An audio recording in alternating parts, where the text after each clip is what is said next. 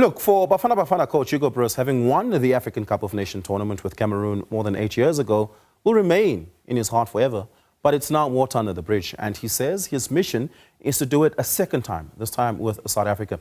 The Belgian, now in his third AFCON tournament, says Bafana will show no mercy when they face the Indomitable Lions in an AFCON Round of 16 match in Rabat this evening.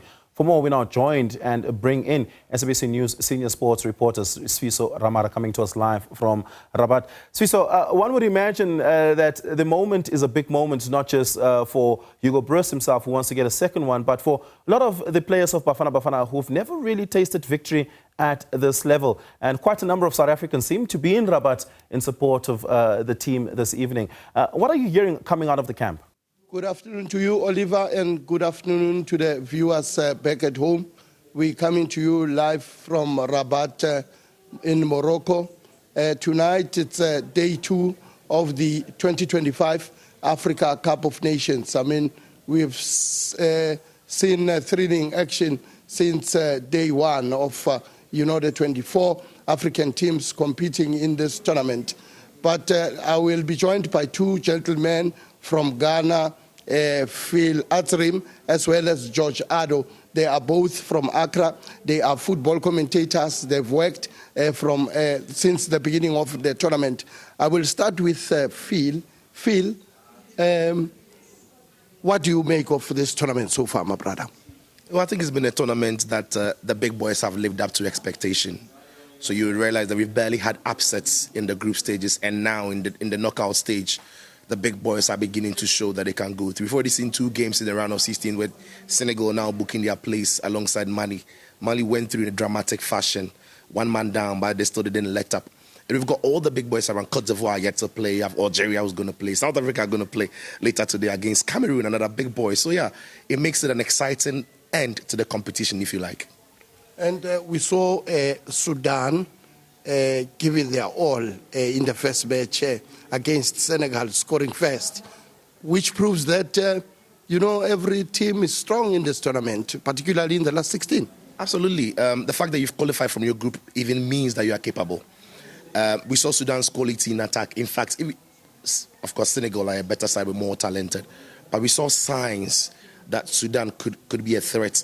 If they had their finishing boots on, the game could have ended maybe 3-2, perhaps even 3-3 because they had those openings. I'm sure George will tell you a lot more about that because he was on commentary in that game.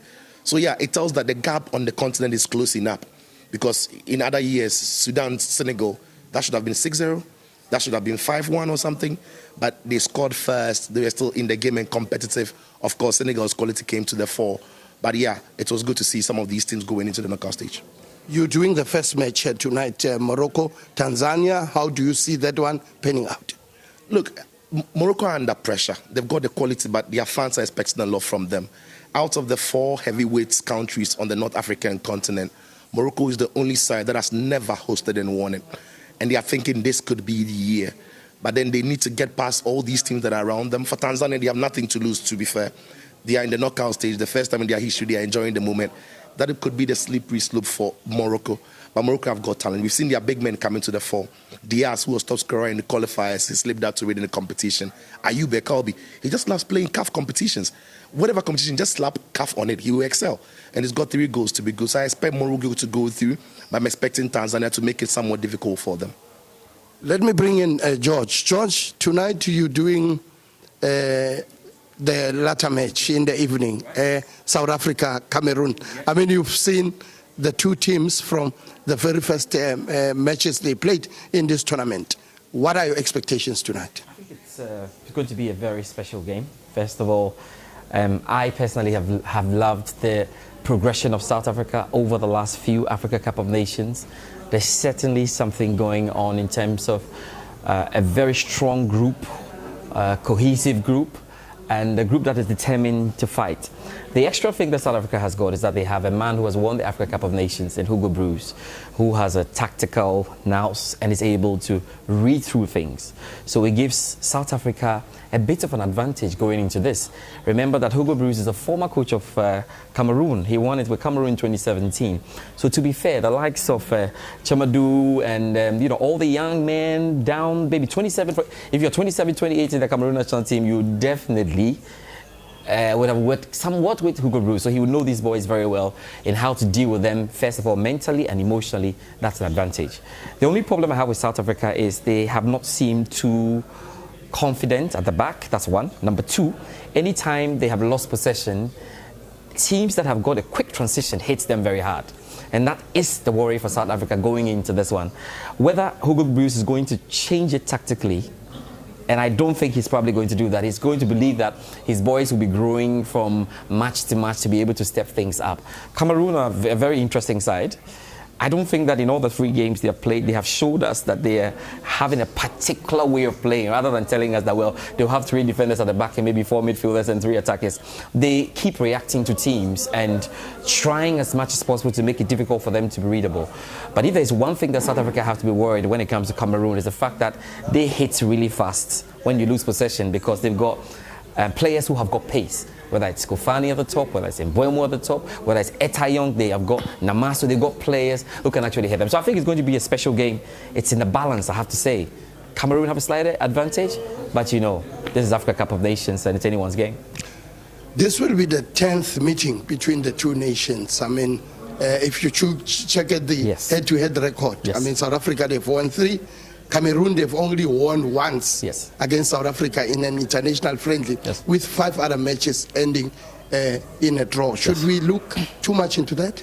And you can have a look at that. It's just that the sides have changed quickly, you know, and that's the thing.